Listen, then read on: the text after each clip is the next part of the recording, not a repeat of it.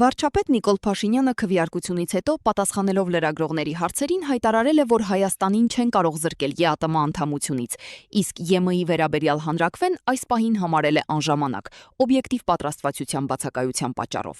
Նա վստահություն է հայտնել տարածաշրջանային խաղաղության եւ Թուրքիայի հետ սահմանների շուտապույտ բացման հարցում, շեշտելով, որ Ռուսաստանի հետ լարվածությունն արհեստական է եւ իրենք ունեն սերտ հարաբերություններ։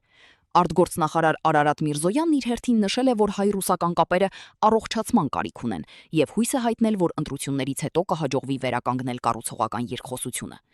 Ուժեղ Հայաստան դաշինքի առաջնորդ Սամվել Կարապետյանը, սակայն, անընդունելի է համարել հայկական ապրանքների նկատմամբ ռուսական արգելքները, միաժամանակ հայտարարելով, որ Մոսկվան պարզապես հետևողականորեն հետապնդում է իր շահերը։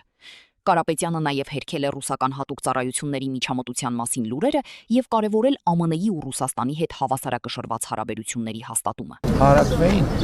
Հարակվե տեղի կունենա այն ժամանակ, երբ որ լինի հարակվեի առարկա։ Իսկ հարակվեի առարկան առնվազն Հայաստանը պետք է դիմաց լինի պաշտոնապես Եվրոպական միության անդամ դառնալու հարցում կամ պետք է ունենա Եվրոպական միության անդամ երկրի կարգավիճակ։ Այդ երկուսից ոչ մեկը չկա այս պահին եւ ես գործընկերոջ ասացի,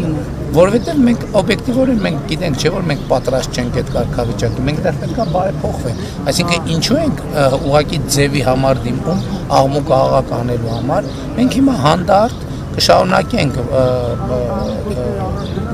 բարեփոխումների ճանապարհը։ Ռուսները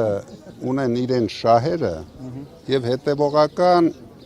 վարում են իրենց քաղաքականությունը, դա ոչ մի կապ չունի ոչ Փաշինյանի հետ, ոչ ինձ հետ,